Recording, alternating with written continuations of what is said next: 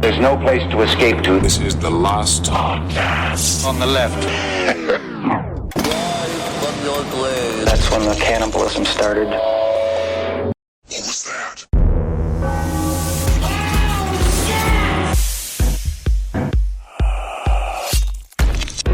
Krugersdorp in the house. Krugersdorp. Yeah, let's wrap this werewolf up, baby. Dude, so much shit. Yeah, we're turning this werewolf into a GD mummy. Hell yeah, That's man. what we're doing. Oh my God, can you imagine a werewolf mummy? Oh my God, how about a werewolf daddy? Actually, You son of a bitch. Hey, Welcome to the last podcast on the left.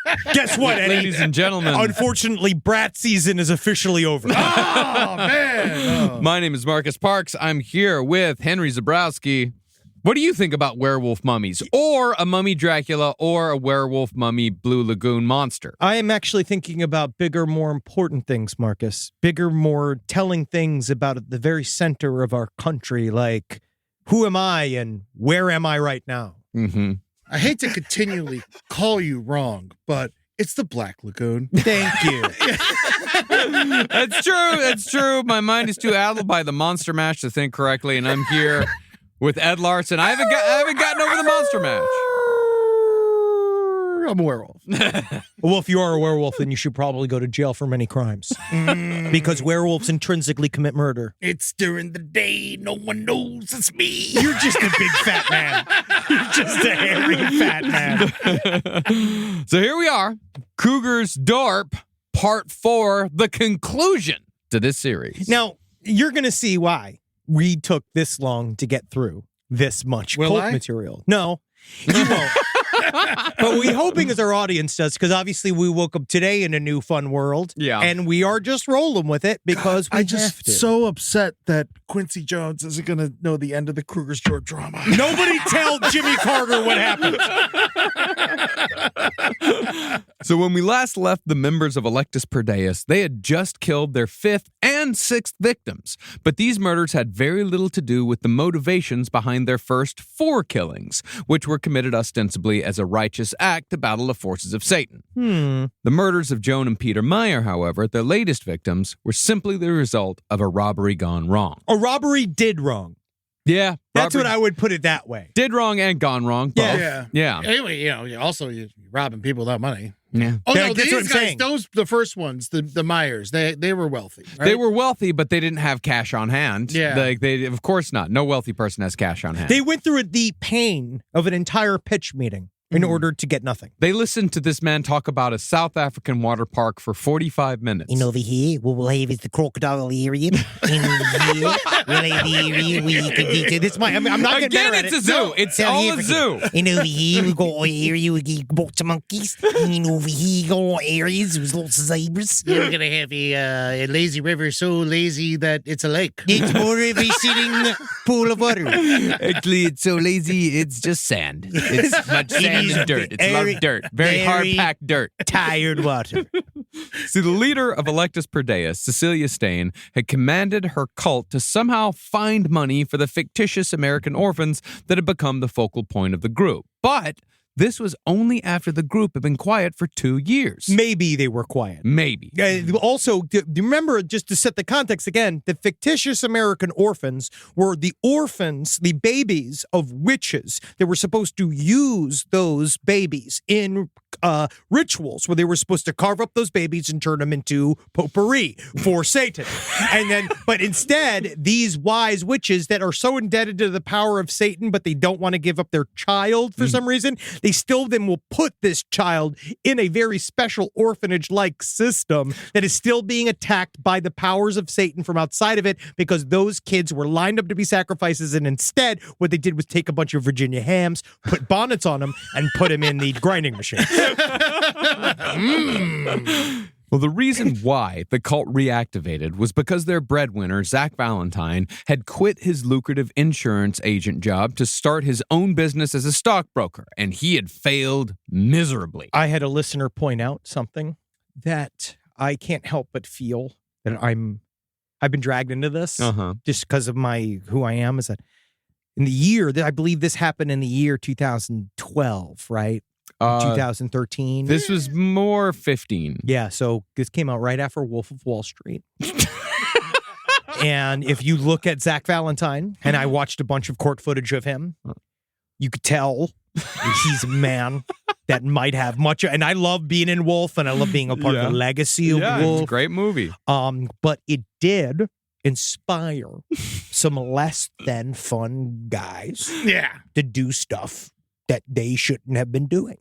And then Zach Valentine probably saw Wolf of Wall Street, and in his mindset was like, that's amazing. You know what I mean? Like, that's exactly what I want to be, because they only watch the first. Turn it off. That's how it always is. They watch the first 2 hours, and they're like, that's incredible. And then they get bored when everything gets with the repercussions show up. Yeah. Maybe it was the Werewolf of Wall Street. You ever think about that? Don't you make fun of the only good thing I've ever been in besides Pretty Face. Don't make fun of it. Well, because Zach had failed so miserably, they had to keep Cecilia Stain lifestyle going somehow. Somebody's got to keep that, man. She ain't paying for extra large sweaters and hair gel by herself. Yeah, man, someone's got to pay the bill at Limelight. Oh, yeah.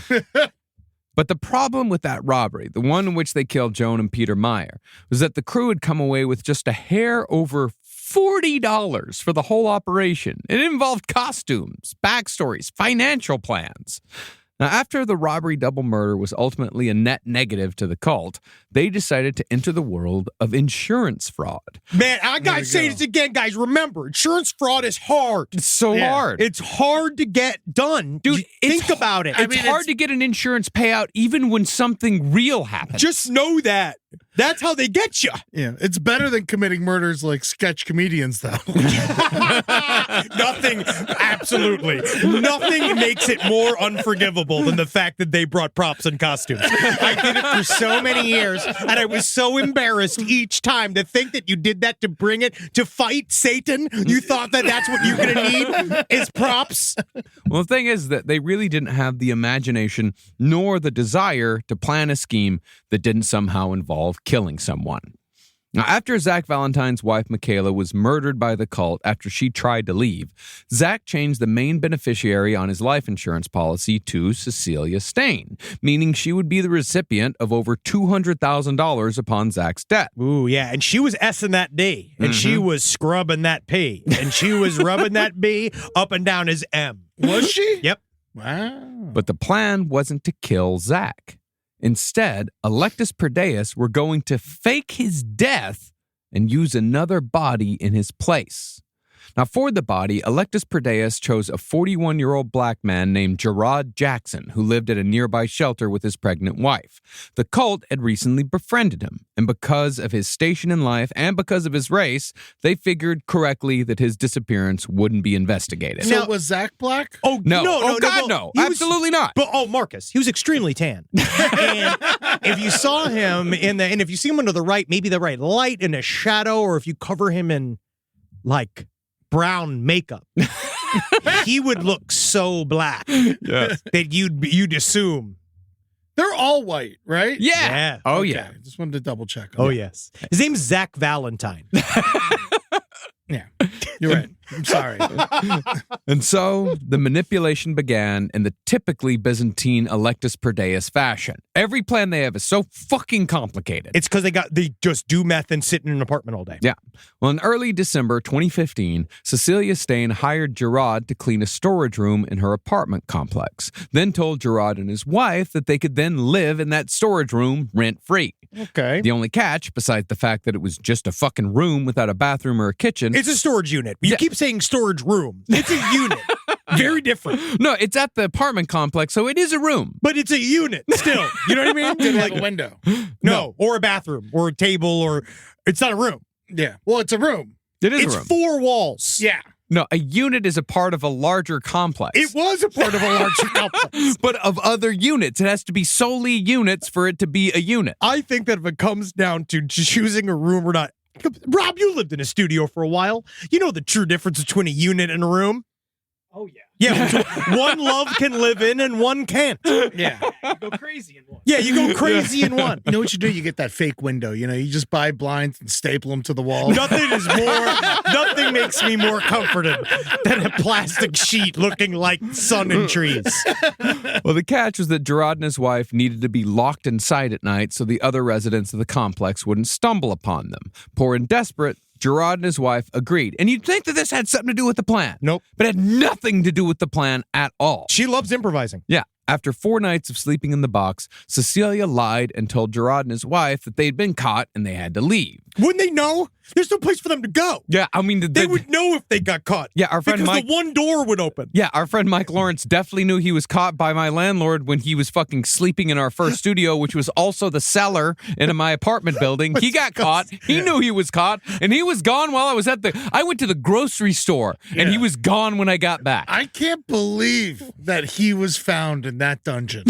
Like, people actually went down there. He was the Elizabeth Fritzl of the early New York comedy scene. Where the fact that he was kept down there and it really changed his entire composure and it changed his... Because I just remember him sitting in his whitey tighties playing with his action figures and God, how surprised your Hasidic landlord must have been to see that large man in there. Sleeping on the couch while we did round table. Oh, yeah. Dirt floor. Is it over? Well, what Cecilia told them was that she had found a cheap room to rent for Gerard and his wife just a block away. But at the same time, in preparation for the eventual murder, after which he'd have to hide, Zach paid for a week's stay at the nearby Herberg Hotel under the name James Vermaak. And this was this is kind of arrogant because James Vermaak was the guy who'd recorded confessions of the so-called Satanic Murders and had gone into witness protection after nothing happened. Why don't they just make up a name? I know. That's what I don't get. I think it's with these types of people, they like to do the thing that's evil. Like, oh, how evil is it that I'm using James Vermaak's name? But it's funny because it's evil in the name of Christ. Yeah. So it's this almost perverted sense of what a Christian's duty is supposed to be that we're still dealing with today. It seems in many a way today, dealing with that. Seems to be a microcosm of the issue that we're currently having. Christian duty. See? The main issue. The main issue. You know, they say it was like 45% of people didn't read a book last year. I read one. Oh, I know. It was about the whale. Yeah, you did. And that's what that's why we're the good. Yeah. We're the chain. Yes, that's it. And so, after Gerard's pregnant wife was presumably rehoused to the cheap room, Zach asked Gerard to go for a drive. Cecilia, meanwhile, had prepared 3 bottles of juice, 2 orange and 1 mango, but she filled the mango bottle with 20 sleeping pills. The plan was to knock out Jared, then kill him so his body could take the place of Zach's. It can only work if Zach then does blackface from here then out. No. Which I do think that could have been very edgy. Could have really played to a lot of different audiences. Electus Per Deus very much did enjoy being edgy. Oh, they did. Yeah. Now, when it came time to take the drive, Gerard found that this had turned into a group outing. Zach picked LaRue for his murder buddy, and the two of them loaded up Zach's BMW with kerosene and gasoline before picking up Gerard. But there was also another car, which was driven by Miranda Stain and the cult's newest member, John Barnard. They would assist once the scheme was played to its conclusion. And so, with everything planned out in advance, the best their idiot minds could handle, Zach and LaRue picked up Gerard and the 2-car caravan headed towards a town called Petrus Stain. And Stain, I found out, it's a very common word. It's like Stein or Smith, kind of, right? Stein is, Okay. it's the Afrikaans version of Stein. Now, once they were all on the road, LaRue, sitting in the back seat, handed Gerard the bottle of drugged mango juice, saving the orange for himself and Zach. Wise mind different.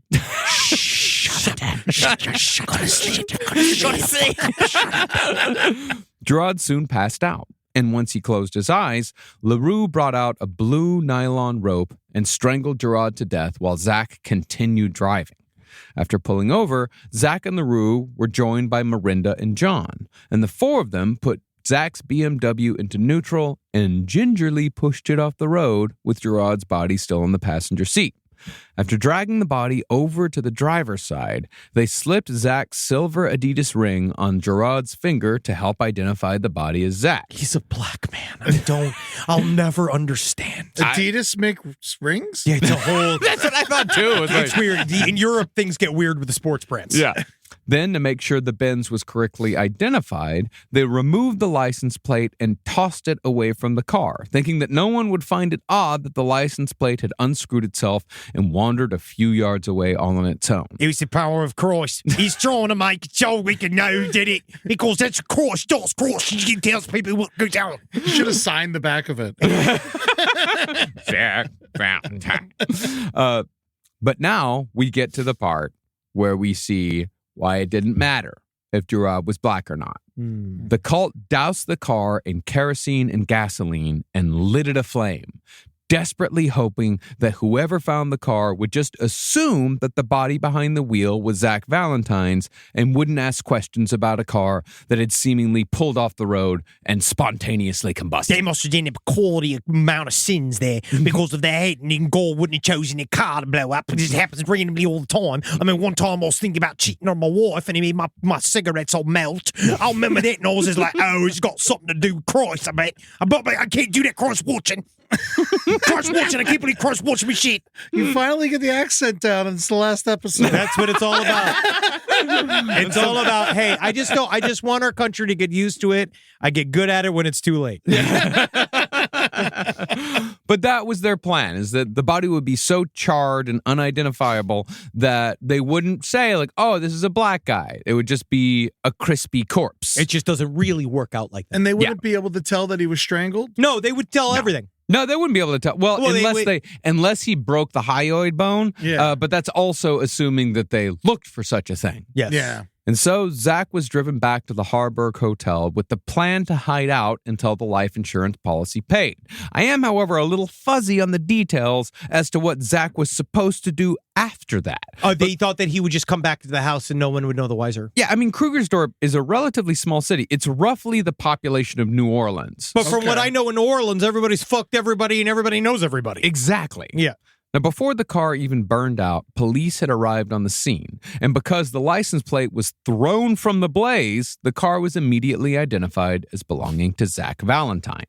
But what police also immediately noticed was that the car was not on fire as a result of an accident, but had rather been cautiously pushed off the road because there were no indications of a crash, like skid marks or broken glass. And cars usually catch on fire because they flipped over. Yeah, some like catastrophic thing that would happen to the fuel line that would then go in a fire next to the fuel line. You push it off a cliff or something. Do anything. Yeah, it's like that scene of The Simpsons where Hans Moleman's car goes off the road and it taps a tree and then blows up. I will say they have a pretty good strong record of understanding that the South African police don't really do a heck of a lot. So I think that they push it off pretty lazily and didn't even think about it because I guess the police just show up and say like, well, priests do stuff like this all the time. Could have found out whether the man had some form of like wearing mixed linens or something, or maybe when he drank the wrong kind of wine or something. So they carefully push it off.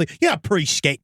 They push the car off a little bit onto the soft shoulder and they set it on fire. They just send him right to hell, right on earth. They should have just blown up the gas tank. No. Then why do you need kerosene if you got gasoline? Because you got the kerosene there. What it does is then you can directly affect the sinner, right? It goes right on the sinner, and you can go because he didn't do nothing. Leather exterior, cows are innocent. He's the sinner. Sinner got burned. So you go in there, you gotta go take a big do top of the flammable chemicals, put right on there. Thank you, Jesus. Thank you, priest. Well, regardless of all the obvious signs of criminal wrongdoing, the South African police once again gave the situation an old-fashioned, what are you gonna do? Hey, it's hot out. Yeah. It's hot out. Things set on fire. It's dry. And they just moved on with their day. As far as Gerard's wife went, Cecilia told her that before Gerard even got in the car with Zach that day, he'd crossed the road to where two Nigerians were sitting in a white car. Oh, God, not in Africa.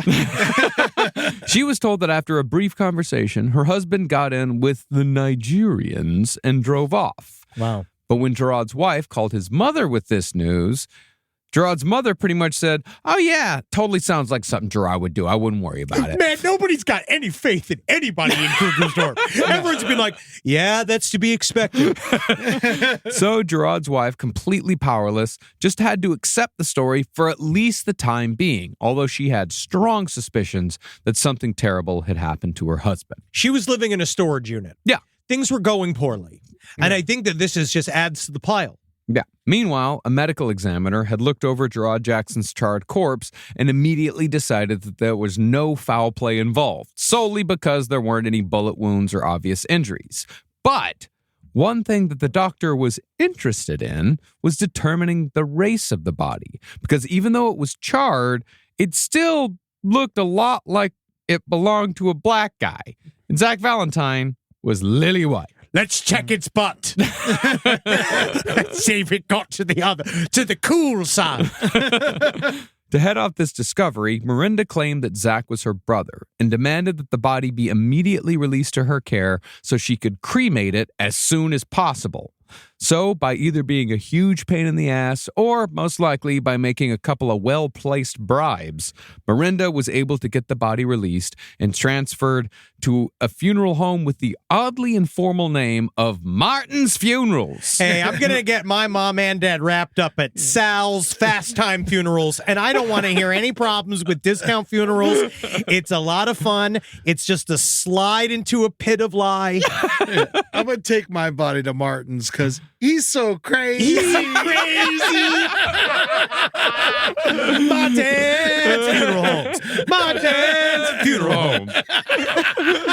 It would be a lot better if it was Crazy Martin's Funerals. That would be amazing. Come on down to Crazy Martin's Funerals, and we'll get you a funeral for half the price of any other funeral home in town. Are you dead? Are you looking for a discount? Come on down to Crazy Marty's Funerals. Well, once the body was there, Miranda brazenly demanded that the cremation be done as soon as possible so she could finalize paperwork on an insurance claim. She told him straight up, this is what I'm trying to do. The funeral director, however, was a man of protocol and soon saw through Cecilia's lie about being Zach's brother. Think about this. The only person that pumped any sort of brake was the funeral home. You know, that's hilarious. Like the whole police, everybody's looking over their fellow neighbors, the family members of the victims. They're all like, what are you going to do? Meanwhile, like finally, the land of the dead, the most morbid person in town is like, I think that there's something fishy with this corpse. I can't just burn it. Much to my displeasure.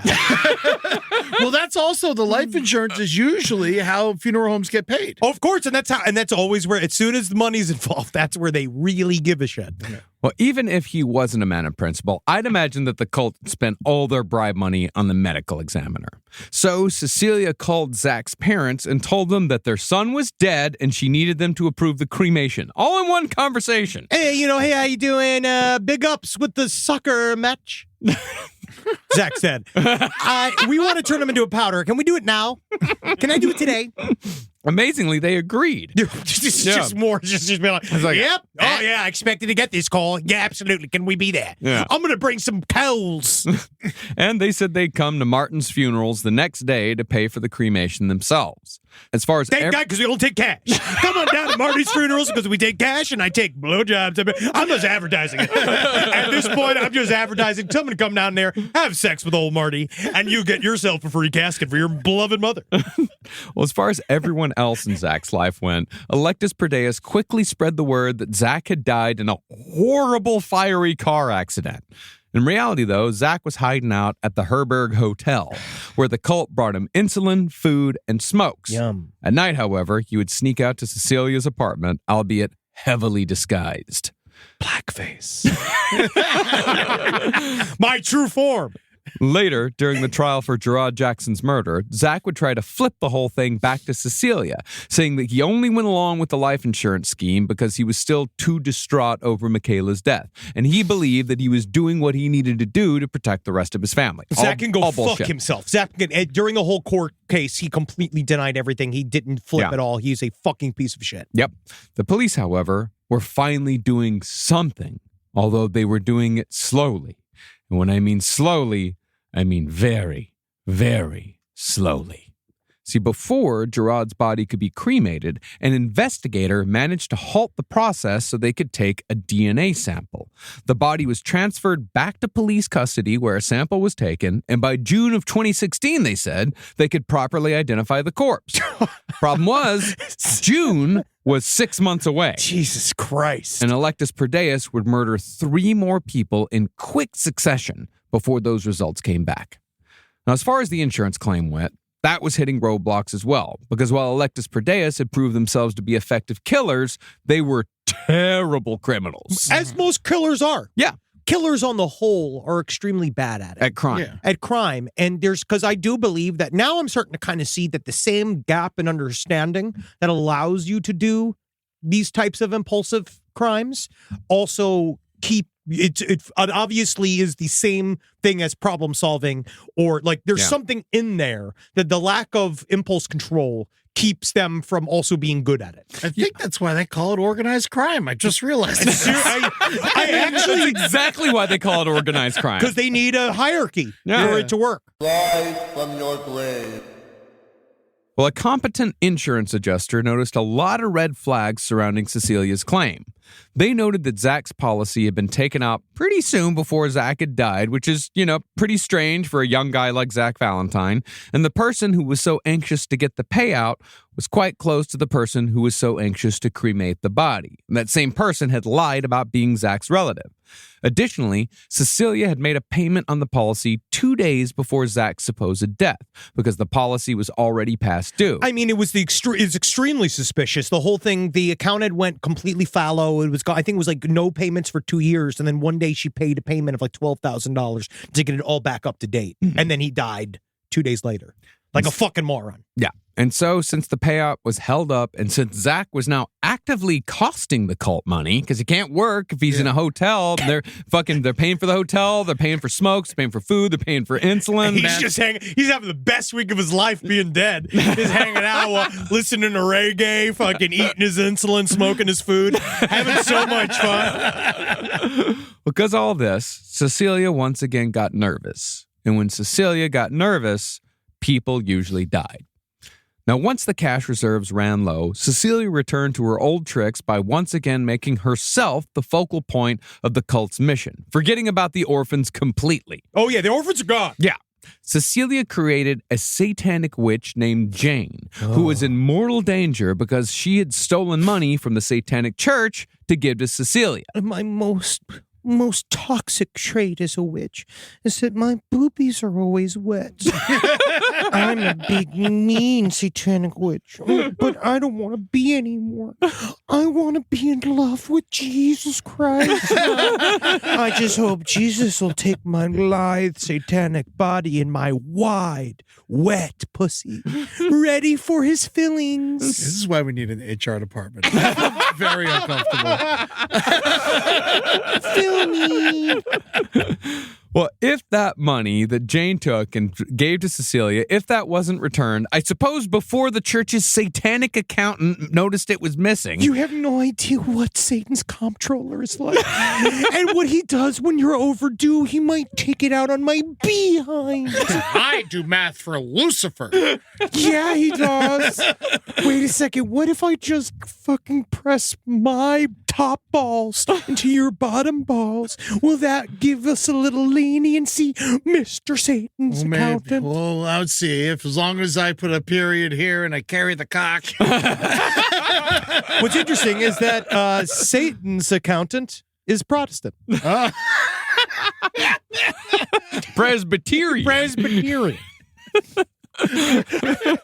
Well, if that money wasn't returned, Cecilia said that both she and Jane would be hunted down and killed by agents of the devil. Agents of the devil are some of the most sneaky versions of it. Agents. Agents. Oh, agents of the devil, yes. Asians of the Devil though, would be a great Japanese metal band. So the only way to keep Cecilia safe was to commit more robbery and murder.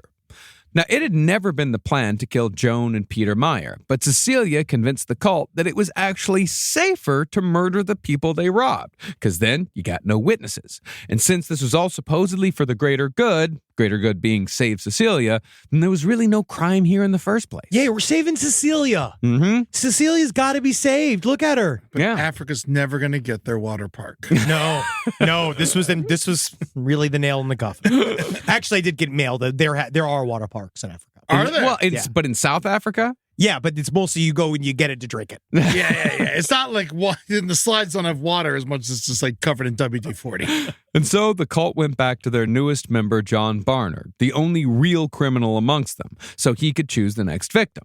He settled on a tax consultant named Glenn McGregor because Barnard had heard that Glenn was the type of guy who kept all his money in his house because he didn't trust banks. How is he a tax consultant if he doesn't trust banks? This is another problem. Yeah, if he doesn't trust the banks, how is he the guy consulting about with who? Who is he talking to? All right, the first thing you want to do is take all your money, change it into silver, and put it under your mattress. That's number one. Number two, give me that silver and the mattress. Number three, I'm going to fucking punch you in the face because you're a moron. And so Cecilia told Miranda to make an appointment with Glenn McGregor under the veil of solving Miranda's tax problems. She did and have I'm some. just now fucking realizing how stupid it is that the tax guy keeps all of his money at home. How does he pay his taxes? It doesn't make Did any he send sense. them a big fucking package of cash? What does he do? Here's an IOU. You're going to want to keep that one. Like, is it that? Well, advantageously for the cult, McGregor just happened to live on a small, isolated farm outside of town. And so, on January 27th, 2016, the cult sent out a larger crew than normal, which included John Barnard, Miranda, Marcel, and LaRue. They're X-Force. Yes. Well, armed with a .22 revolver, tape, rope, and rubber gloves, Electus Per Deus headed out to Glenn McGregor's farm with the explicit purpose of committing their 8th murder. We're going out to murder. We're going out to murder. We're going out to murder tonight. Oh, but going out to murder. Now, after they arrived and chatted with Glenn for about 10 minutes to put him at ease, Miranda pulled out her revolver. Why Charlie. does it put him at ease? Yeah. What does he do? I guess he must be suspicious. He's a tax consultant who doesn't do his job. So he must be actually quite paranoid. So now that you're calm, stick him up. Well, perhaps not knowing what else to do, because I guess they did put him at ease. Glenn started laughing. You crazy people. Yeah. Because a bunch of children. Yeah. Because you have LaRue is super young, Marcel's super young. You've got John Barnard who just arrived here. Well, And then- he's an older man. He is. Yeah. But then Miranda, I actually now even watching a lot of the court footage of Miranda, you can kind of she had an interesting presence. She definitely was an English teacher all the way through. Yeah. No, she was teaching English this This whole whole time. Whole time. Killing people on Killing meth. people. Loving all life. this shit. Whole time. Wild. Yeah. There's no school teachers on meth out there. No, I've never met one. I've never done drugs with teachers before. Well, once Glenn realized that this was serious, he tried lunging for LaRue, but as soon as Glenn moved, Miranda shot him 3 times. Damn. Twice in the stomach and once in the side. Glenn then fell to the ground where he was tied up by Marcel. Miranda doesn't give a fuck. She is just a fucking cold-hearted, low-running fucking dolger, dude. That's what grading papers does to you. It just makes you so crazy. She's been like, I'm sick of syntax. I want to see blood. Oh, I hate adverbs. I want intestines. Did y'all watch the Last of Us TV show? Yeah. Yeah, you remember that? I remember the gays kissing. Yeah, that was beautiful. Yeah. But remember the episode where they get to this town and yes. the woman in charge of everything is a fucking demon, and then you find out that before all this she was just a regular fucking person? Yeah. That's who Miranda is. Yes. Yeah. Yes.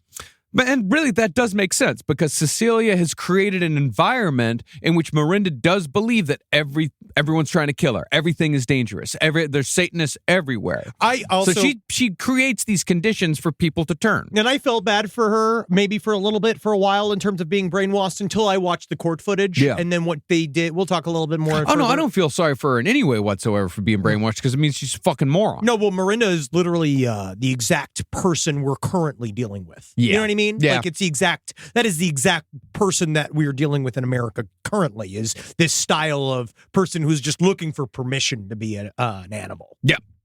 Well, immediately, the crew ransacked the house looking for money and valuables, but again, found nothing. Turns out he was a tax consultant, and he did actually keep his money in a bank. I thought he was bad at it. Well, eventually, they did Yeah, find... imagine him to be like, where's the money? He's like, invested. It's earmarked for taxes. Trying to tell That's all I wanted to tell you guys. You came to me for advice. Eventually, they did find a locked cabinet. Pay dirt at last. But we're disappointed to find... it's just child pornography. Well, it wasn't child pornography. It was just pornography. It was Glenn's pornography collection. And it's all just tax porn. Accountants lay it right. And like, it's time to peg the IRS. Sex by numbers. It's the most boring porn. It's all just like itemized lists that should like equal out. And he's just jerking off like a 69 times 69 equals nice. cum. Yeah. Fuck yeah. No tits, only papers.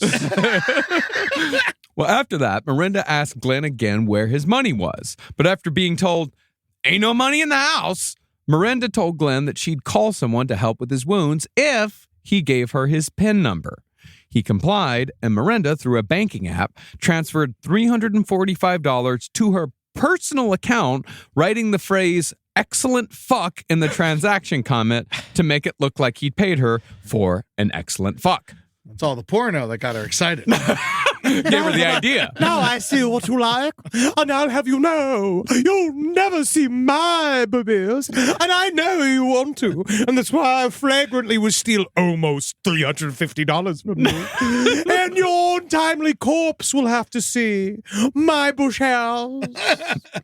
But as soon as that was done, Miranda gave a signal to LaRue. What's this one? Yeah. Thumbs up. Big thumbs up. And LaRue had apparently inherited a taste for murder from his mother. What gives me this feeling is that after the murder of Gerard Jackson, remember he strangled him from the backseat of the car, LaRue actually gave a name to his strangling rope. He called it his chokey chokey. He used the same rope? Every time. Yeah. Get a new rope. It's evident. It's his chokey chokey. And it's everywhere. It's his chokey chokey. It's his chokey chokey. Yeah, You know, I mean, you that's have he did, like, that's the thing. He gained, like, a sort of attachment to his murder weapon. You don't have like a thing right in your home, like we have like a shit stick Yeah. that we use to get like, so sometimes when the dogs go on the astroturf. I got a shit knife. Yeah, right. I got a specific tool that I use each time. There's no reason for it. It's an old scraper, and I use it to get old, dried, wet shit out of the astroturf plates, right? Yeah. I have to go and I got to scrape it out. And it's not like I get some new stick each time. It's my stick. It's my shit pokey stick.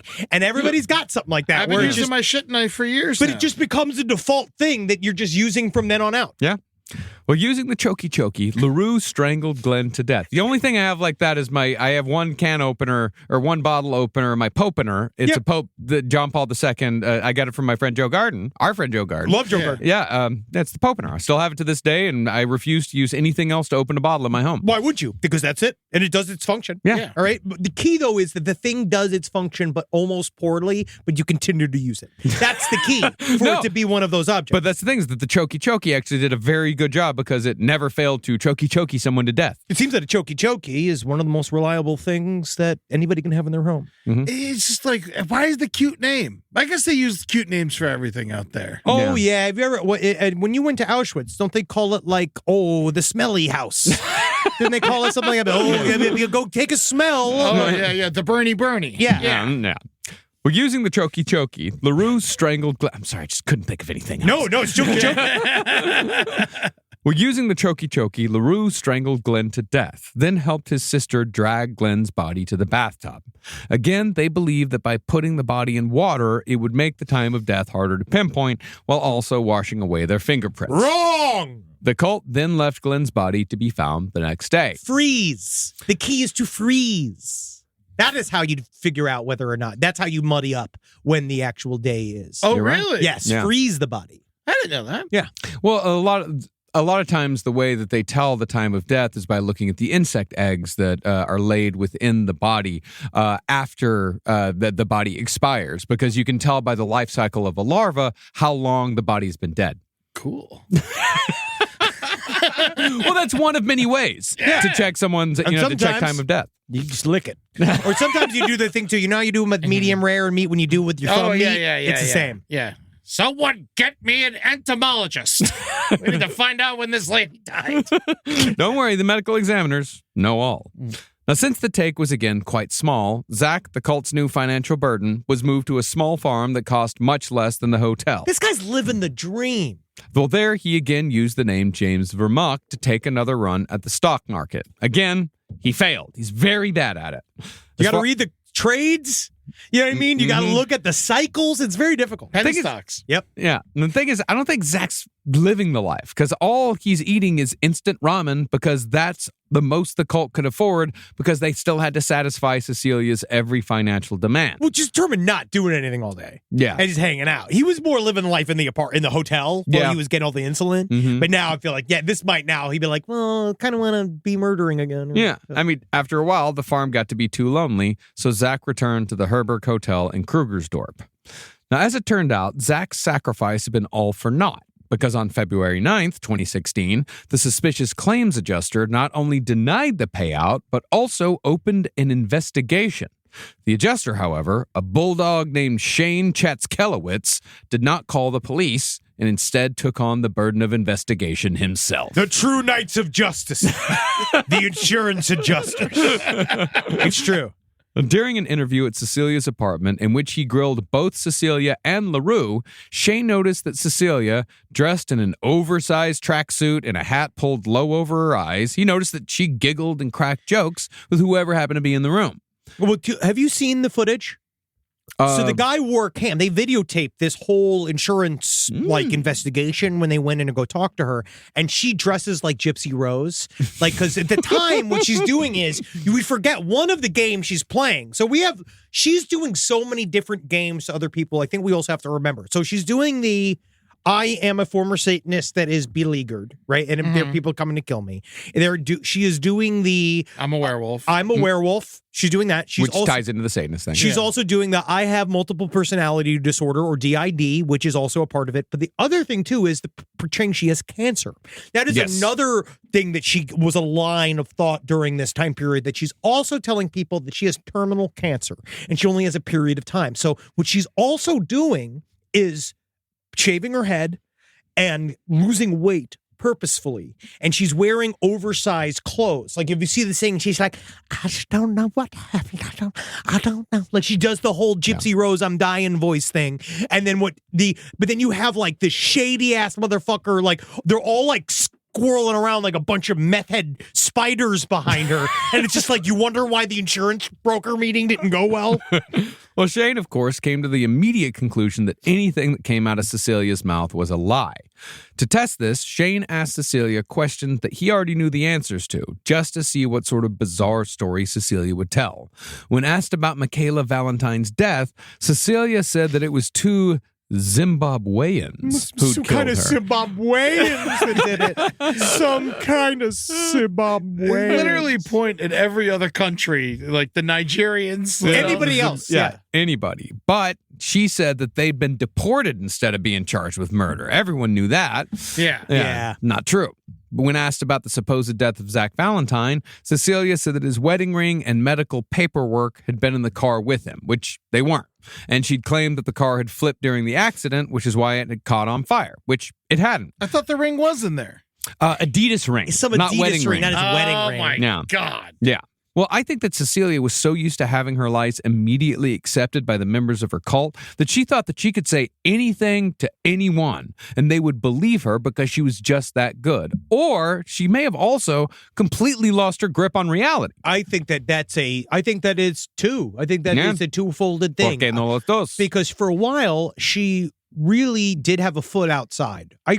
We talk about this a lot with cults, which is how long does the leader have a foot outside of the cult so they can understand that what they're doing is a scam and that they don't necessarily start getting high on their own supply. Because that's what normally, like, they have to do in order to stay in control. They have to also have a bird's eye view of the situation so they know how to make moves. If they are too lost in the sauce, they can't make the big, like, timeline moves to hold the cult together. So now I think that she's way overconfident to a manic mental health version of overconfident, whatever. She's gotten away with 9 murders. Delusions of grandeur 8. that, yeah, she can do, but it's only just because she's operating in she's operating in the perfect environment for her. Yeah, and I think Cecilia, like one of the things that I realized over the last couple of days thinking about this is that Cecilia's cycle at this point in time is that it kind of mirrors what you see with serial killers. Yes. Is that she is,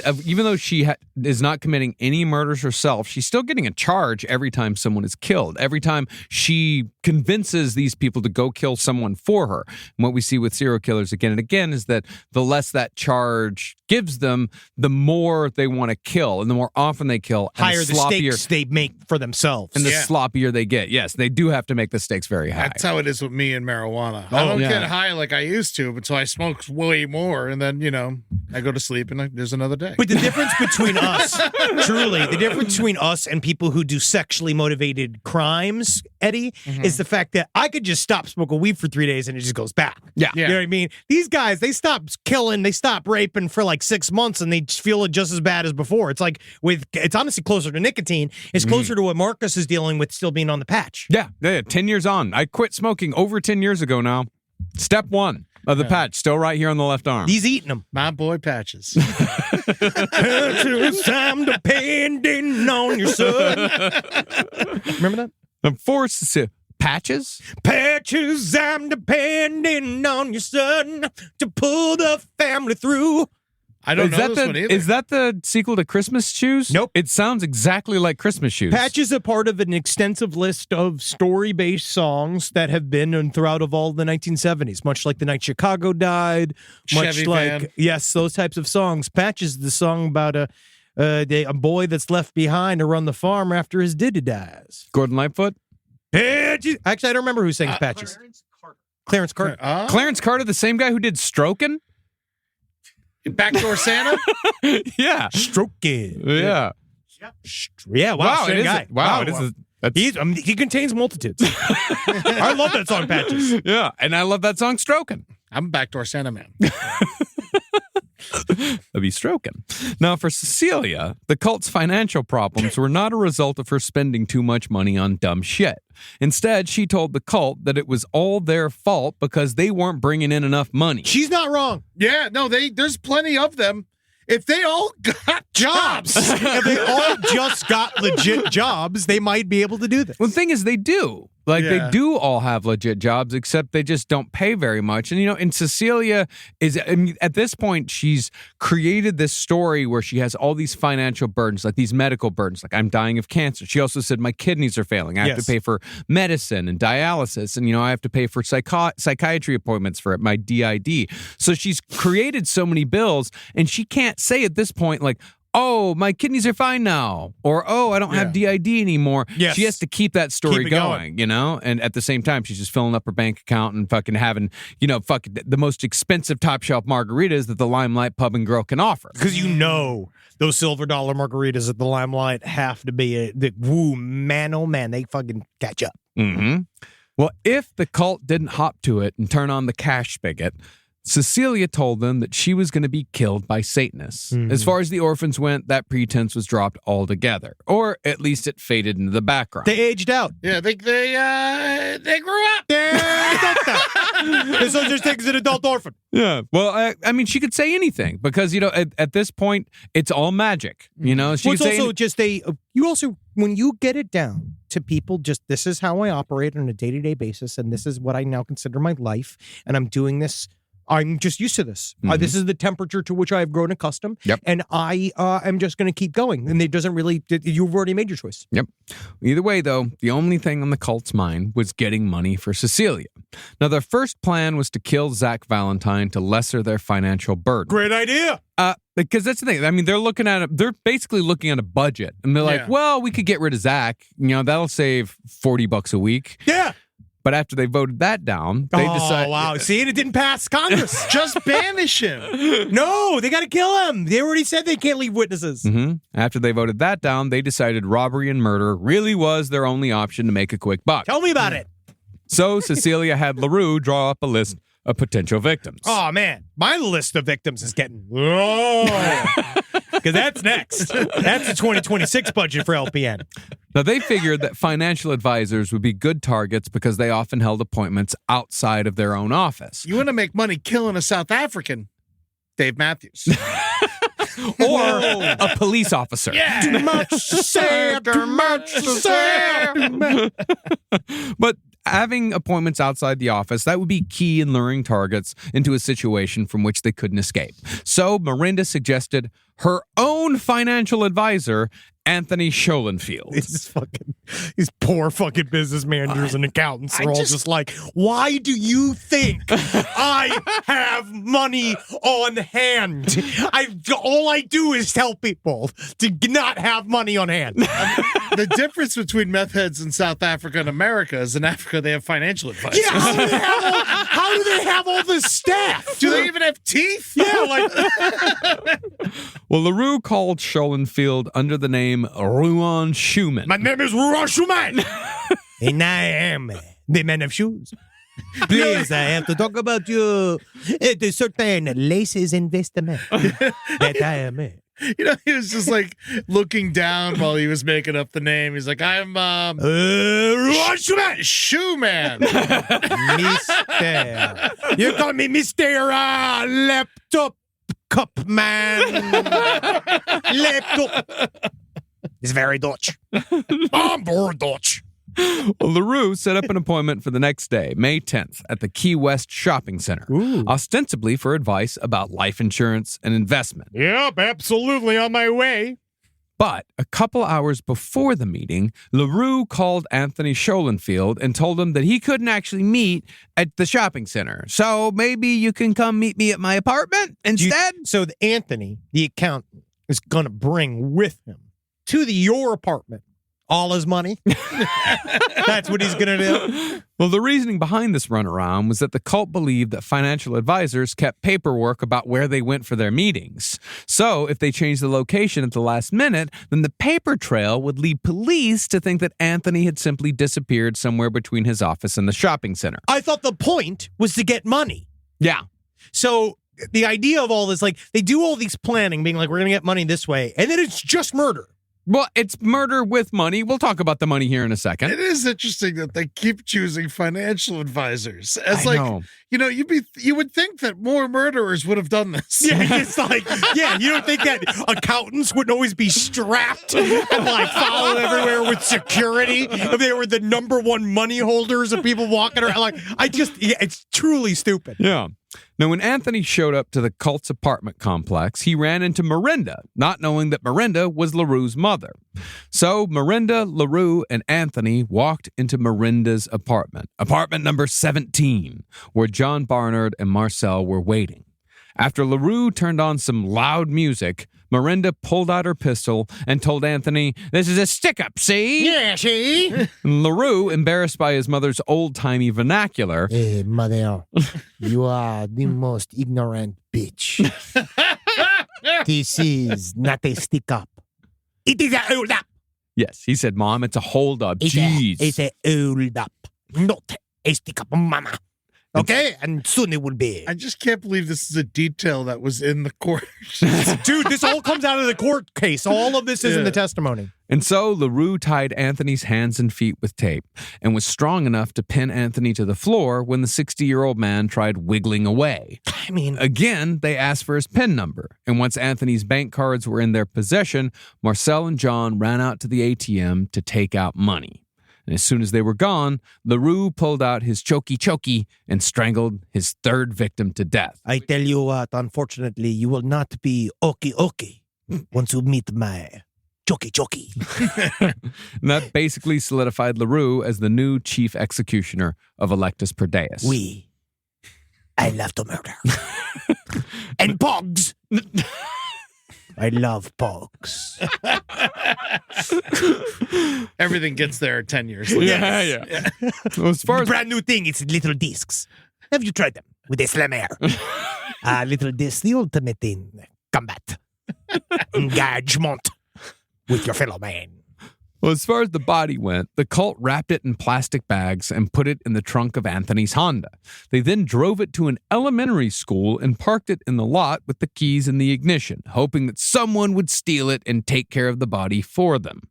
But Anthony's wife immediately noticed he was missing when he didn't show up at home that night. And after she called the police, Anthony's car and his body were found immediately.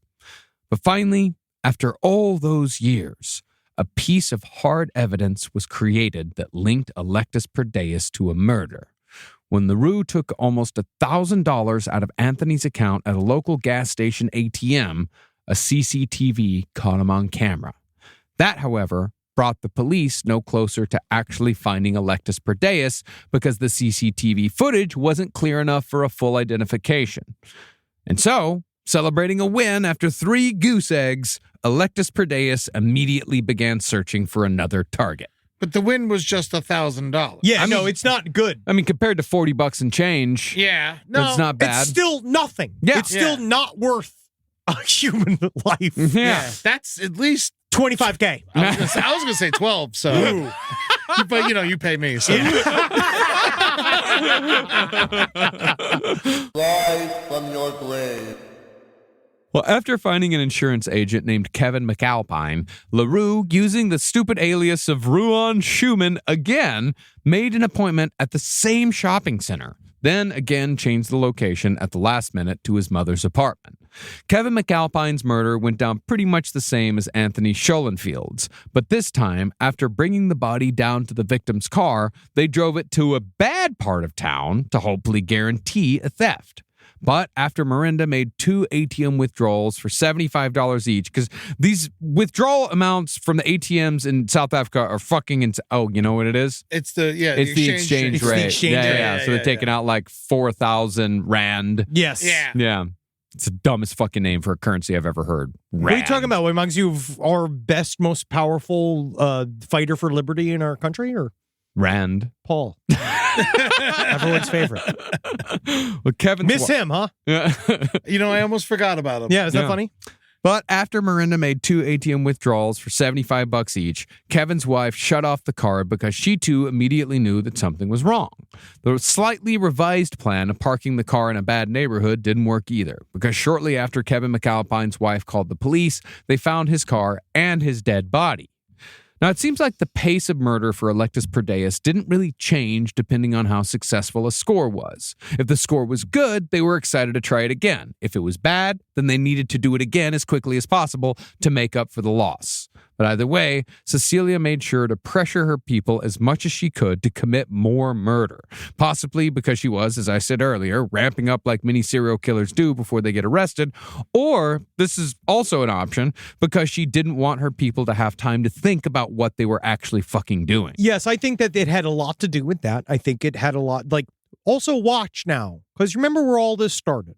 This started with a bunch of people believing the literal physical power of Jesus Christ that could change other people's lives. And then it went from this truly lofty war against satanic forces. Yeah. And now we are actually just killing people for money now. Yeah. Now we went from any form of messianic version of crime to full on just murder for cash. And it is amazing how quickly that slope goes and how fast you can go. And all of a sudden now you're just murdering for hundreds of dollars at a time, which is far less than we pay our wonderful private contractors at BlackRock and stuff like that, which is just, they could be doing so much better. Well, and that's the thing, is that it's not only it's not just murdering people for hundreds of dollars at a time. It's murdering people and thinking that there's absolutely nothing wrong with it. That what you're doing is justified. It just shows that it's a really good example of that. I feel like the allegory of the frog in the water is so overused, but it's just the fucking truth. It's overused because it happens all the time. You just get so used to a way of thinking that it doesn't really matter anymore. Also, the meth gets you a little willy-nilly. But then I had some readjustment. We were saying that the meth was way overboard. Then I saw some people saying that for a group of that big, at $400 a week is kind of more normal. I mean, well, it's 4 people. I don't think Marcel was doing meth. No, not as much. I don't think they were doing as much meth. I don't know how much meth LaRue was doing. I think it was Zach and Cecilia and possibly Miranda that were doing the majority of the meth. Yes, it does seem like that. And now, I'm sure you'll get to this, but where the fuck is Rhea? She's gone. No, she. Yeah, Rhea's disappeared. Rhea moved to a new town, That's changed her right. name, and she's around though. Okay. But just 4 days after the murder of Kevin McAlpine, Electus Per Deus, who were basically a murderous criminal gang at this point, they made an appointment with a real estate agent this time, woman named Hanley Ladigan, after seeing her in a Remax ad. For some reason, Miranda assumed that real estate agents had cash on hand, more at least than financial advisors. That's the dumbest shit possible. Yeah, I don't know why. Like, did they think that people were paying real estate agents Money? cash for Yes. homes? It's close.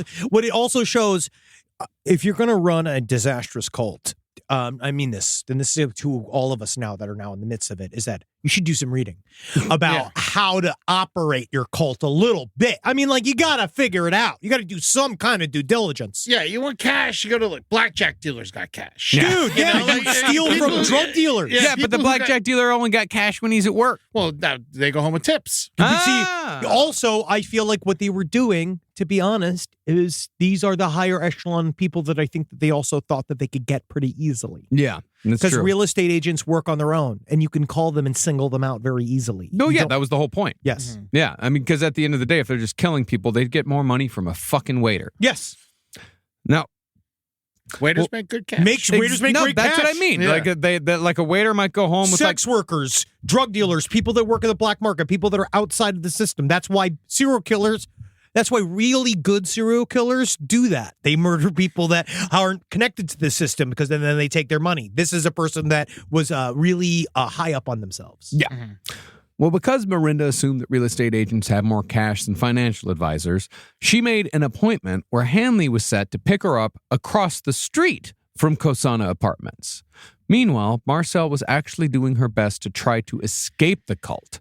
While preparations for the murder of Hanley Ladigan were being made, Marcel was informed that she'd been admitted to study medicine at the University of Pretoria. But instead She's still doing college admissions. Yeah. She's murdering people and still filling out essays and doing all of this I'll shit. push back on that. Marcel never murdered anyone. She was just around. Yeah, She was just yeah. watched. She just got traumatized. Yes, over and over again. But instead of being happy for her daughter, Miranda was incensed by the news. She told Marcel that she should just kill her, like she'd killed Michaela, for even thinking about abandoning Electus Per Deus, and more importantly, abandoning Cecilia. Man, I'm so afraid of my mom. I can't imagine if I had to watch my mother. Can you imagine Linda systematically killing just people, just being like, oh, you don't think I won't kill you? I could just see her being like, Oh, the quilt murders. oh my God, I can see her wiping out her quilt group. How dare you want us to move us in a modern direction? Country camping lives forever. So Marcel Oh, my chokey choke. I just made it. I got it from Vera Bradley. So Marcel resigned herself to tacitly participating in yet another murder. This time, however, their quarry got clever before she got killed. After she was lured into apartment 17 and told to transfer money to Miranda at gunpoint, Hanley instead transferred a large sum of money to her husband. This triggered an alert on her husband's phone, and after he called her in a panic and got no answer, he canceled her bank cards. This time, however, CCTV managed to capture a second member of Electus Per Deus. Marcel was able to withdraw $172 American from Hanley's account at an ATM before all her cards were canceled. But after that, police had two suspects in what were now being called the appointment murders. But with Hanley, the crew tried a different plan in disposing of the body. After stuffing the corpse into a trash can for transport, because I suppose they were worried about neighbors seeing them carry a third body-shaped bag out of apartment 17. No one has seemed to give a fucking shit in this entire apartment complex. This is happening in an apartment complex. Yeah. They chose Miranda's car for disposal. See, Hanley's car was covered in Remax stickers, which would make it even easier to find than the rest. So Hanley's body was wrapped in a red blanket and propped up in Miranda's seat to make it look like she was sleeping. They then drove out of town past the sewage treatment facility, which South Africans disgustingly call those sewage farms. This is why I think there might be a misunderstanding about what a water park is. But after finding a remote spot, the cult dragged Hanley's body behind some bushes and just left it there. Then they drove back to Krugersdorp, throwing Hanley's possessions out the car window on the way back. Now, the one thing the cult didn't think about was that if they didn't use Hanley's car for disposal, then her very identifiable car would instead sit across the street from the very location where she'd been murdered. But when police came out to investigate, Cecilia arrogantly went out to chat with them about Hanley's disappearance under the auspices of being a concerned citizen. Again, like a serial killer, Cecilia enjoyed talking with the police about her crimes. Hanley's body, meanwhile, was found the next morning by a bunch of kids on their way to school. But still, no one was looking at Cecilia Stain for any of these murders. She was nowhere near connected to it, technically. Mm-hmm. And she soon decided to start work on another insurance scheme. This time, the victim would be LaRue and Marcel's estranged father, who had just begun to reconnect with his children. He was taking them out on like fishing trips and shit. Yeah, doing the divorced dad stuff. You go to like the roller skating rink and you do all the things you never did before, and all of a sudden now your dad's being nice and fun and he never was before. So, how's the church going? It is quite well. Daddy. Oh, Daddy, I have not seen you in so long. Cigarette. But before that murder came to pass, Electus Per Deus would finally begin to unravel after 11 murders, all because LaRue Stain was not particularly good at crime. LaRue had used the same name to make appointments with murder victims Anthony Schofield and Kevin McAlpine, in addition to using the same meeting location, which was the first clue that connected the appointment murders together. Additionally, LaRue had called to change the location of one of these appointments too early. Anthony Schofield had written down the new address of the appointment, Cosana Apartments, which was the same place that Hanley Ladigan's car had been found. So fucking obnoxious how long this took and how bad they had to be to do it. He also used the same rope. Yeah. Established. It had a name. The rope had a name. And once police canvassed the complex, they noticed that LaRue and Marcel looked similar to the people caught on CCTV footage using the ATM cards of appointment murder victims. The two of them were therefore arrested for murder, kidnapping, and robbery. Finally. Yep. And as soon as they were in custody, Cecilia Stain's fabricated world began to quickly fall apart. While in custody, LaRue cracked almost immediately. Oh, yes. And confessed to all 3 appointment murders. I think he was ready to talk. Well, because he also knew that if he didn't, they all, like, I do think there's a cynical edge.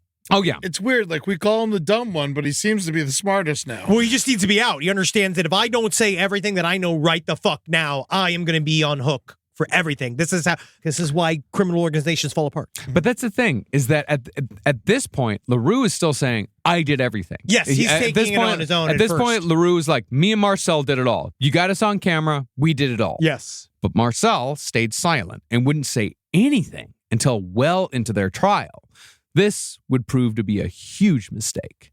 Meanwhile, the DNA test results for Gerard Jackson had finally come back, confirming that it was not Zach Valentine who'd burnt to a crisp in his BMW 6 months before. Going off a tip from Gerard's wife, who popped back up, police found Zach at the headquarters of a group that organized Bible camps where he was surviving mostly on chicken livers. Ooh, okay. I hope they were fried. Ooh, yeah. It kind of sounds good, you know? Yeah, but nothing but chicken livers. It would sour at some point. A meal of chicken livers I enjoy, but only twice a year. Yeah, tops. like Thanksgiving, Yeah. Christmas Day, the day after Christmas Day. But if chicken livers are your entire meal, when found, Zach was quickly identified by his numerous, horrendous back tattoos. Oh, yeah. Oh, yeah. In addition to his Electus Per Deus tramp stamp, Zach had a lion. Electus Per Anus. Oh, yeah, Electus Per Anus. Zach also had a lion's head, a dog paw print, the face of just some guy. No, that's Ernest. That's Ernest P. Whoa. Yeah, look at him. He's scared stupid. Scared stupid. Well, now he's going to jail. Yes. After he's gone to Africa. After he saved the camp. He also had a demon. Oh, yeah. And a lot of random words and names in both English and Hebrew under the heading Blessings. demons. Don't they hate demons? Well, I think it was a reminder That we're I deal with demons. I fight demons. This is a demon menu of demons I've consumed.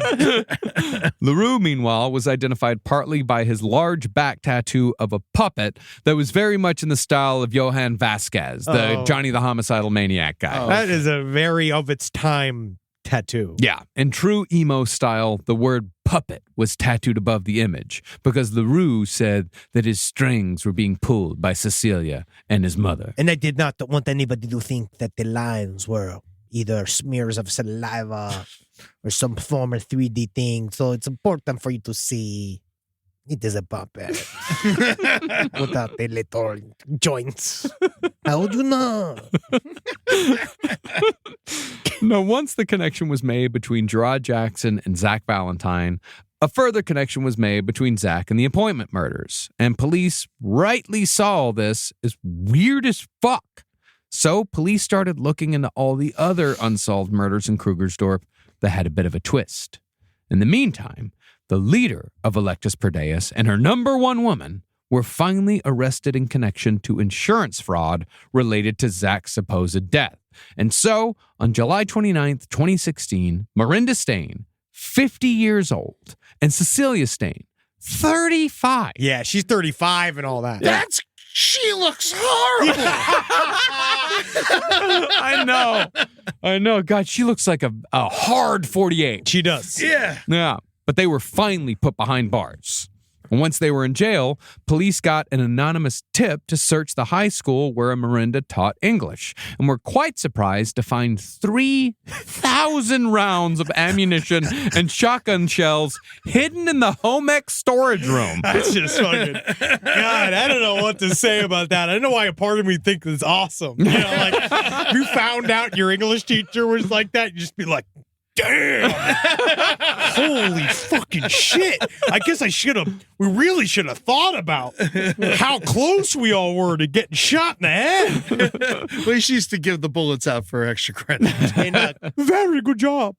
But before Miranda was arrested, she'd gone to the principal of her school and asked him to notarize a change in her will.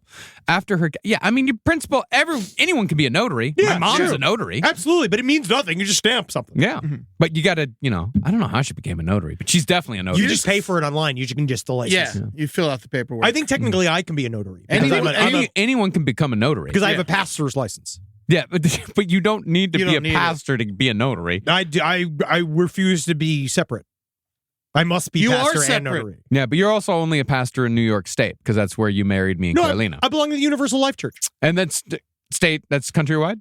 Yeah, I can marry Universal anybody. Life Church. But you have to, every different state, you have to go you gotta apply. let them know. Except Yeah. for California. Anyone can get married in California by anybody. Cool.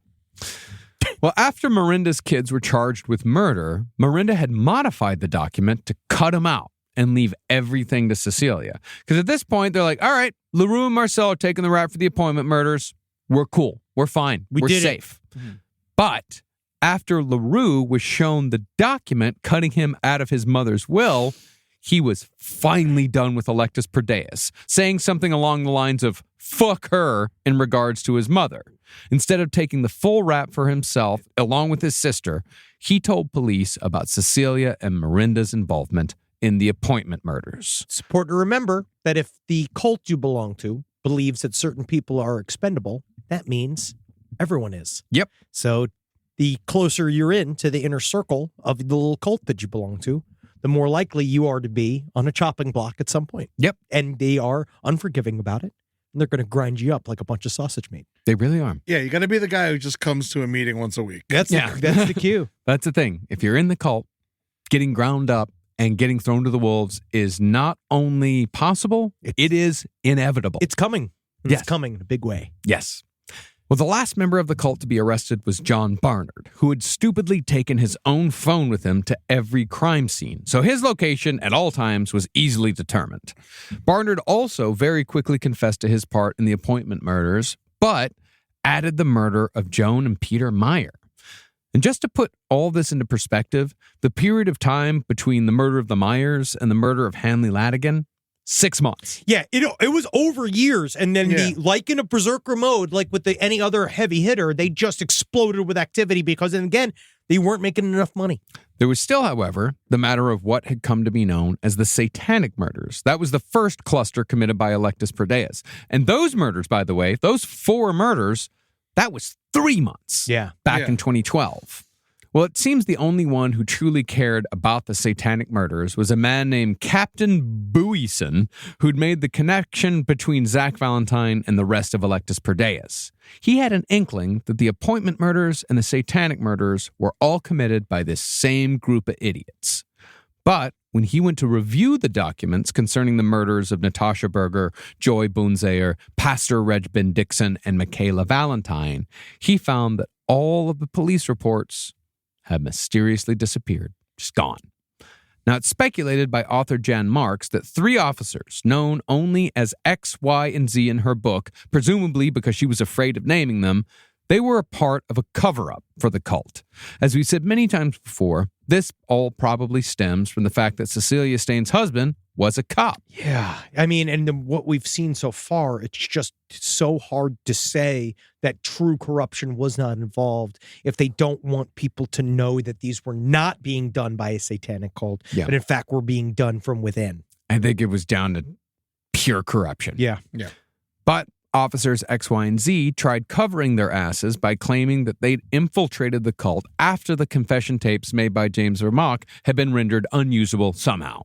But no paperwork concerning authorization for undercover work, nor any reports on what they supposedly discovered were ever found. Yeah, what in the living fuck were the embedded cops doing? Just murdering and being there? Just hanging out, watching fucking the Hulk and watching the Ed Norton Hulk and trying to think who else, all the other horse shit they just sat and watched in her stinky old apartment and townhouse all day? Well, the point is that they were never there. No. They had never infiltrated the cult. They didn't even try it. They literally didn't even try it. No, they covered it all up and tried to forget about it. But also the fact that having and I actually feel like in many ways it was beneficial for them to have a satanic cult still running around murdering, because then that gave them job security. That I will say. I will agree with that. A South African police official claimed that the offending officers did face disciplinary action and criminal charges for fraud and obstruction of justice. But there's no evidence of that either. No. And even if they did face charges, those charges certainly aren't equal to the crime of covering up 4 incredibly brutal murders. No. But even so, there was enough evidence to link the Satanic Murders to the Appointment Murders. And Electus Per Deus went on trial for all 11. Now that fucking, in the court case, in the trial was a fucking circus. Yeah. And a huge pain in the ass. I watched a bunch of coverage of it.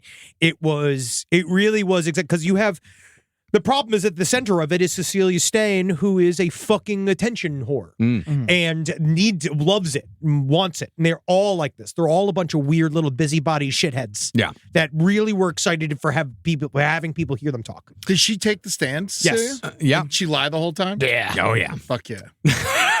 You know, honestly, thank God. Staying in character. Not changing at all. I find it refreshing because I hate it. When Alex Jones busted character, I was like, what a fucking weak pussy.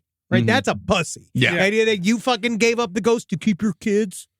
You're like, you don't care about your fucking kids. Like, you really don't care. Like, the fact that you busted it, that's why I almost admire Cecilia Stain in her way. She stayed a fucking dumbass bitch the whole time.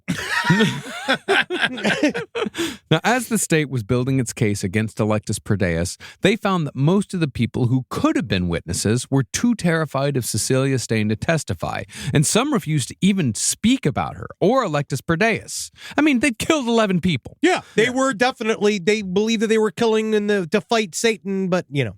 But in the end, Amber Dupreez and James Vermaak came out of witness protection to help put their former cult away. And finally, Rhea Grunwald took the stand to repair some of the damage she'd done by contributing more than anyone to Cecilia's rise to power. She could still suck my fucking dick. Yeah, I mean, she was the reason why all this happened. Yes. Miranda, meanwhile, testified as well, but only to confess. She recalled all of the murders in great detail, including the Satanic Murders, and attempted to take all the blame because even after all of this, she was still trying to protect Cecilia. Miranda and Cecilia spent months coordinating their testimony with each other off to the side to try to, because then Miranda wanted to, like, that's what in the end, like, of all of it, like, Cecilia aggravates me and so, Miranda scared the fuck out of me. Yeah. On Yeah. the stand. Well, she's a true killer. That's a fucking psychopath. That woman, and the fact that when she's on that like taking it all, just being like, I did everything. Yeah. It was all me. It's a full psychopath who posed as an English teacher when she joined Electus Per Deus, she was like 45. Yeah. She joined in her fucking 40s. Can you imagine that? Like 3 years from now, joining a fucking cult? No. Like, not, especially not of this kind. Like, this is fucking insane. Yes. I mean, it just shows you what normal people are fucking capable of. They're not even hot. They're not even hot. It's wild, right? Because even some of the Manson girls were kind of hot. Yeah, of course. I remember in college when that chick tried to get you in a cult. She was hot. Shelby was really very attractive. No. And she almost got me, man. That was a welcoming area. She had a whole seat put out for me. She was so hot and showed there. I was so hungover that I was late for church. That's the only reason why they didn't get me. It's like, why is this church at a La Quinta? Yeah, it was very. But then I also wonder, how comforting would it have been? I would have received my wife. I would have received because years later, it took years for the CIA to give us all the stuff. Yeah. I could have chose God earlier. Mm-hmm. Now that happened to me once in college as well. This cute girl invited me to a meeting. That's what happened. But that's the thing is that they all knew my name when I arrived. I had a feeling that it was going to be bad, so I had my buddy Nick call me. It was call me 30 minutes after I get there, and as a way out. And if I say oh no, the station's gone off air, because our radio station used to always go off the air. Yeah. Then it was ready for me to come. To run. Or if I would say oh, okay, everything's cool, bye. And I immediately oh, fuck, man. And I've never heard someone cackle so hard on the other end of the phone because he was the one who came up with the plan. Yeah, and he's like, dude, I'm telling you, man, you're going to get caught in a fucking Christian trap. You don't understand that that's what's happening. You're just thinking about boobies. Yeah. And I completely ignored the conversation I had with the girl a couple of days earlier about how God had to exist because the human eye is too complex. We'll say anything. Penises will say, because that's penises talking. That's a penis. talking. That's a penis listening. Yeah. See, back in Tallahassee, I went to the Church of Hooters. Yes, so you did. I remember that church. It was wonderful. Those priests were great. Yeah.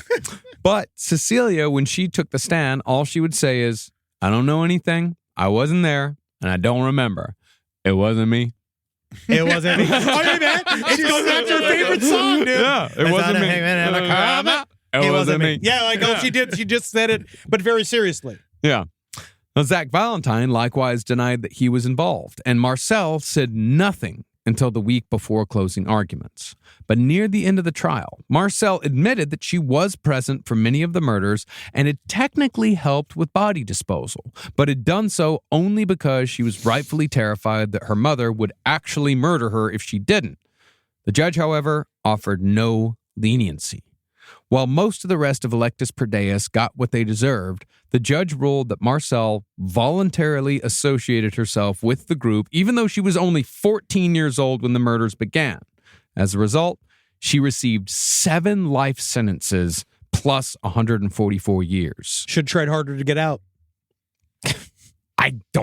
She was 14. Yeah, I know. Yeah, run. You just got to run for the hills. She stabbed one of them, right? Yeah, she had one of them. She had to. Well, she tried to, but the knife didn't ever actually go in. Yeah, and then her mom had to do it for her anyway. You know how that is. That's at least 10 years. It's like me whenever I had a science fair. I don't blame. Mom's gonna become a scientist this weekend. Yeah. I don't blame Marcel at all. I don't blame her. I don't blame her. It's not a blame. It's Yeah. just you know. Yeah, getting out, I don't think was really. I don't know if that was really an option for her. No, probably at any not. Point. Yeah. And I think that they were kind of embarrassed by how long it took them to figure this out. And they just better. threw the book at everybody. As they should have. Well, they threw the book at everybody except LaRue. Yeah. Because he actively participated with the state. Yeah. He's the only one that had enough cigarettes to be in prison. I mean, everyone else got pretty much the same as Marcel. Cecilia, Miranda, John, they all got multiple life sentences. But LaRue, because he turned state's witness, only got 25 years. And that's after he voluntarily and enthusiastically murdered 4 people with his chokey. You get about 6 years per murder. Do you think that he can sleep now in jail without his chokey? Or do you think he made like a little one that he can sleep with? It's hard to get rope in prison. It is. The only ropes are made by us. And our penis says, we jog off in each other, makes we love. Oh, you're talking about shooting ropes. Shooting ropes, yeah. Mikan. He took about the Mikan. But even though everyone in Electus Per Deus except LaRue will be in prison until the day they die, Captain Bowieson believes that there are more murders connected to the cult. I absolutely more than believe that there are more murders connected to the cult. At least 2 unsolved murders can credibly be connected to Electus Per Deus, and that's not even counting the story of Morin Harmsa. See, in September of 2008, 6 years before Electus Per Deus began murdering their fellow Christians, 18-year-old Morin Harmsa murdered a friend and injured 4 others with a samurai sword at his high school in Krugersdorp.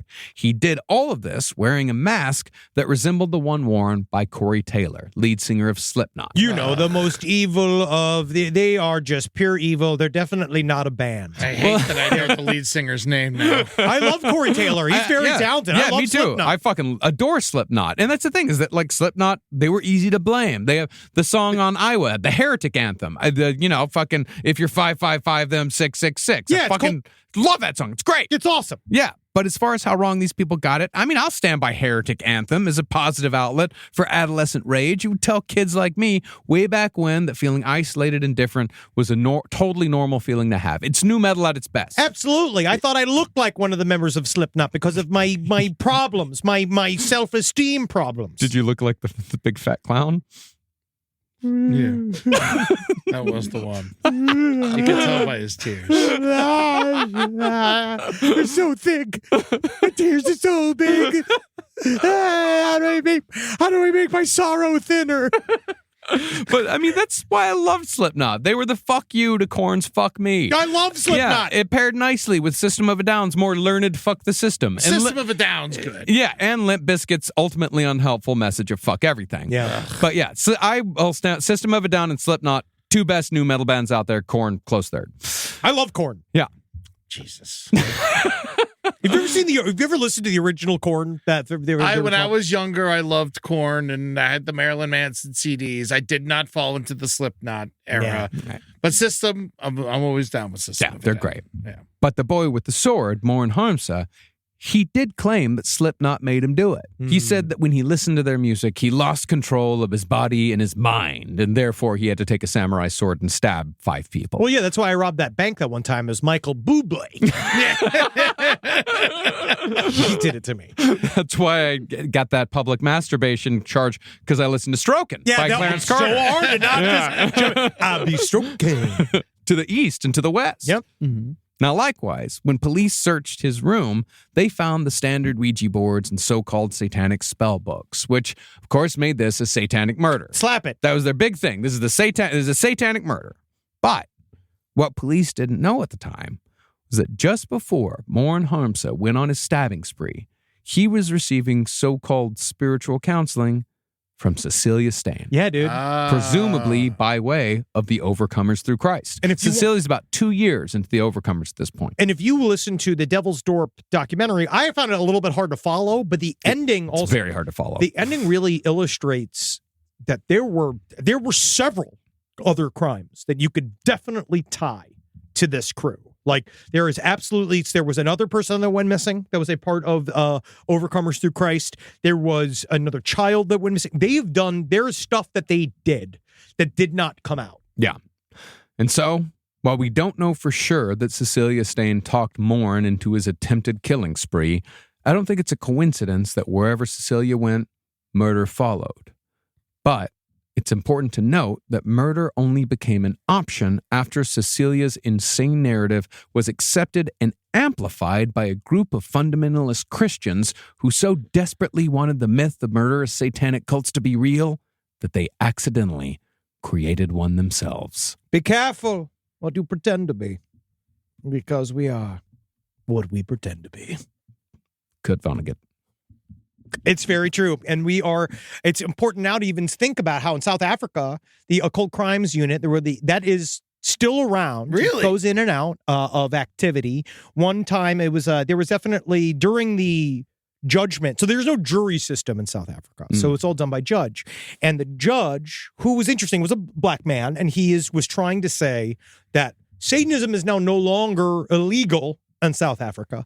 But in his judgment, he labeled Electus Per Deus a satanic cult because of their activities. So what they did, instead of owning up to this and the South African public saying, what if there isn't a giant cabal of satanic cults that are ruining everything, and maybe we're just looking for them and applying that thought to everything, instead of that lesson getting learned, they were just called a satanic cult. So then it just became solidified. And then that line of thought continued on for a long time. And one of the things, I mean, it's still continued on for a long time. It's just 8 years ago. It's keep going. It's continued to go. But one of the main things that's hard is that the occult crimes unit is basically back as a way of working against these things called the muti mutilations and muti murders, where it's a rural, very rare, I guess, witchcraft activity, which involves the torture of young kids for various ritual purposes, which some shamans around the area say is relatively rare, but enough has happened that it has kicked up that occult crimes unit again. So they're still working on this thing in terms of occult-related crimes. And it's gone so far that it looks like old Donker Yonker might have sold a television show that is a new South African version of True Detective, where they're going to go back and talk about all this. So now they're making money on it, saying that it's real. And it's just important for us to see what happens when the government of a country decides that this stuff is real, and how it does trickle down. Like the way this trickled down was that straight up 11 people got murdered that should not have gotten murdered because they were so up their own ass looking for shit that was not there. And or just not caring because they've already decided that this is like, God knows, but that it's some kind of fact of life that satanic cults rule the world and we have to fight them. I would say they're more of a meth cult. They are. They were. But again, remember, they weren't satanic. They were Christian. Yeah. And they were doing it for Christian purposes. They were fundamentalist Christians. All of them except for Cecilia. And all of the satanic-based crimes seem to only happen as a result of having an occult crimes division. And because it's the state viewed God as real. Which is extremely bad for people. Yeah. Because God's not real in that way. In any way. No. But God can exist as a way to help you. But that's really as far as it should go. Yeah. Shouldn't be used as a way to justify murder or fucking with anybody else's life. Yep. But so many people have been killed in the name of God. Oh, very much so. I know. That's what I mean. Is that it shouldn't have happened. It shouldn't be, hey, because it seems like the main guy that they all like used to be a hippie, but what do I know? They nailed him with a fucking stick. Yep. Killed it, murdered him. So, Krugersdorp Part 4, over and done with. We did it. We are moving into a lot of shit, dude. Mm-hmm. We're doing the last thing we're doing is slowing down. I'll tell you for fuck certain. We are rolling into this life.